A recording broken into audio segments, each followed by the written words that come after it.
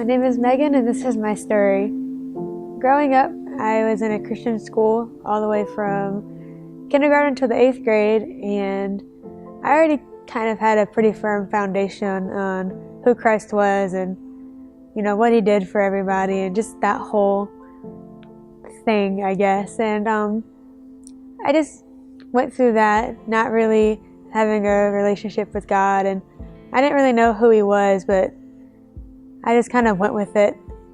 When I was about 7 or 8, my parents, they sat my sister and I down and explained to us that they were getting a divorce, and that was a really big turning point in just my life because I didn't understand why and what was really going on. I was really frustrated. My home life became really unstable, and just the constant back and forth really hurt me. But a lot of that hurt just kind of went to myself, and I began to not really like myself, and this little voice just kind of grew in the back of my head, and it constantly would tell me how worthless I was and how no one really cared about me and that it wouldn't matter if I was here or not. And I believed that voice for a really long time, and I carried it with me basically everywhere. When I got into middle school, my self-hate turned into self-harm, and I started to really just take everything out on myself, and I loathed myself. I couldn't stand who I was and what I had turned into. When I was in the 8th grade, I felt really drawn to Alice Drive. I had started going every once in a while with my dad, but the youth group really just pulled me in, and I started going to the mix on Wednesday nights, and I met a little group of people there who really just welcomed me and, showed me what it was like to just love unconditionally.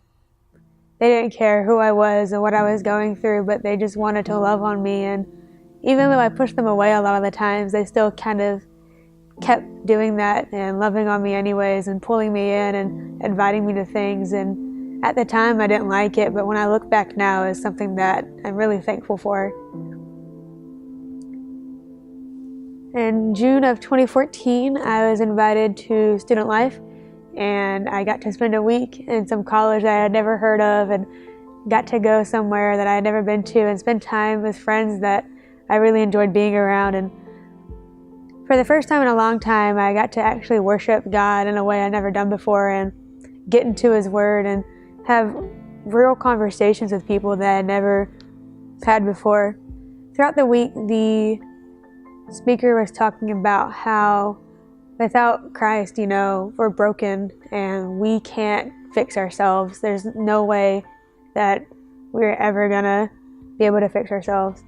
And so one of the last nights, I just finally took that step to confess to God that I was sinning and that the way I was feeling, I didn't want to feel that way anymore. And the only way that I could, get through that is through Him. And so that night I met Jesus for the first time, and I became a Christian. And I was so overwhelmed with hope that everything was going to change for me. But as life went on, I went into high school, and things just didn't really change for me. I was still really, really, miserable. I didn't like myself still. I was struggling with self-harm, and most days, were spent on the edge of whether or not I still wanted to be alive. And it was really hard. I still struggled with letting people in and just letting them know what was going on, because communicating, how I felt was just something that was really difficult for me. But I pressed through life anyways, and I still had my little community of people at the church who cared about me and wanted to see me grow, and I lent on them a lot, and I just, let myself kind of open up to them a little bit, and I let them help me and pour into me a lot more, and it was something that, really got me through most of the days that I went through. One day in big church, Pastor Jock was talking about how God will make us kind of sit in our hurt for a little while in order to understand that, what He's doing in our lives is much bigger than we could ever imagine. And I came to the conclusion that day that, I wanted God to just fix me, and I wanted Him to take all my problems away, but that wasn't something that He was, gonna do. And that's something that He's not gonna do for anybody. He doesn't just take, the feelings away. He wants to carry us through them, and He wants to use those things that happened in our past in order to help us grow. And I realized that, through my self-harm and through, all those awful thoughts that I had, been having since I was 10, and, the situation with my family, and just, school, and, how that goes with life and people, not doing what they need to do. I just came to this realization that God has something so much bigger for me, and that in order for me to grow and to get through that, I'm going to have to trust Him.